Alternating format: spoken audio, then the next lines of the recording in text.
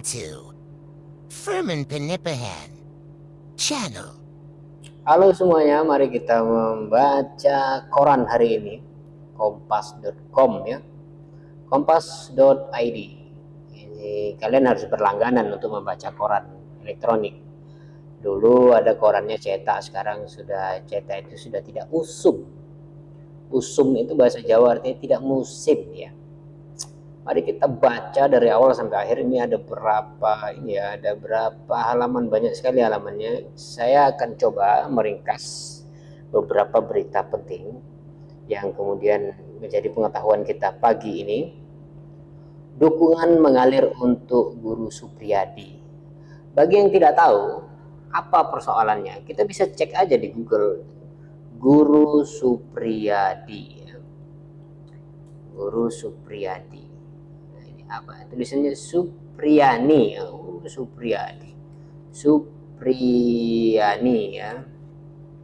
Jadi setahu saya Guru Supriyani ini adalah guru yang dilaporkan oleh oknum polisi ya, yang dituduh melukai anaknya atau melakukan pemukulan itu.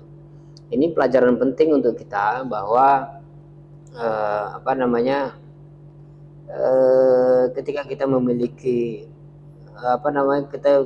jabatan, kita harus tetap rasional gitu, bahwa jabatan itu tidak segalanya gitu, dan kita harus tetap waspada apakah kita melampaui batas dalam kewajaran kehidupan dan seterusnya itu, karena kita hidup ini bukan hanya sekali ya, hidup ini akan terjadi beberapa kali.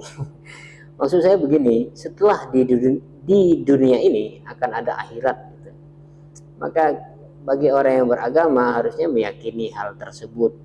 Oleh karena itu perlu ya kita menyadari itu nih. Ribuan massa bergabung hadiri sidang perdana Supriyani. Ya, sempat di sidang ya. Saya baca di TikTok itu atau di mana, bukan di TikTok atau di IG itu. Kalau nggak salah itu ternyata anak yang dilaporkan oleh orang tua polisi itu adalah terluka disebabkan terjatuh itu. Jadi bukan karena pemukulan ini. Ini kita harus membela ya.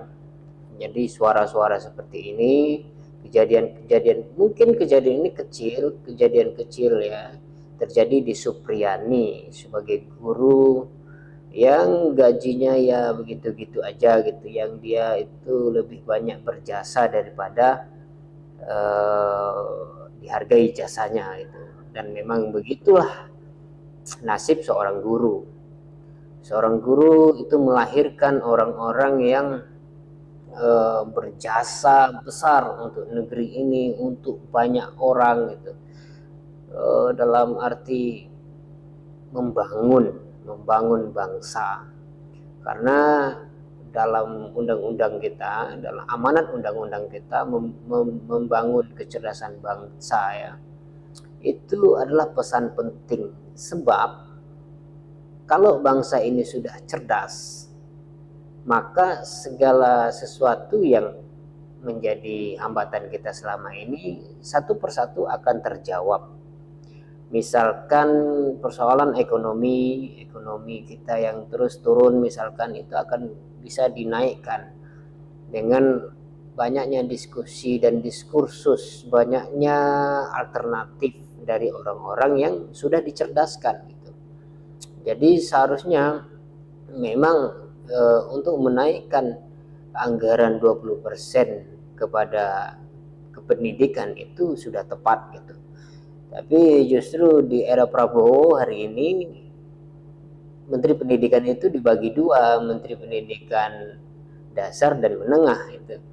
Nah ini perlu juga kita kaji apakah perlu seperti itu, dan pada akhirnya apa dampaknya itu ya.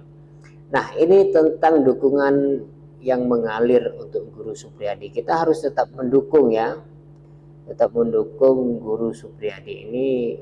Jadi kalau di berita itu guys, kalau dia hurufnya besar, judulnya besar, itu artinya berita utama dan yang paling hot gitu ya. Ada berita-berita yang seperti ini, kalau kita zoom ini nanti terlihat ya kronologi ya, ini analisisnya ini. Apa perlu kita baca ya? Kita baca ya. 24 April kasus permukaan disebut terjadi pada Rabu sekitar pukul 10 WITA. Siswa korban pemukulan merupakan anak kepala unit intelijen Polsek Baito Ajun. Nah, ini dia. Aibda Hasim Wibowo melapor ke Polsek Baito terkait peristiwa yang menurut dia menyebabkan anaknya terluka.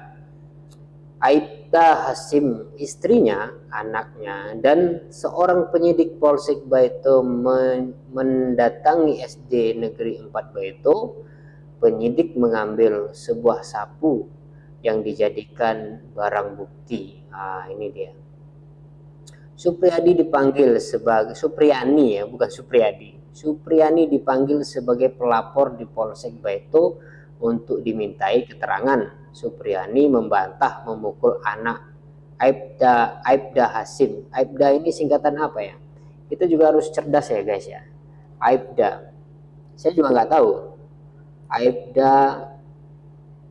Aibda singkatan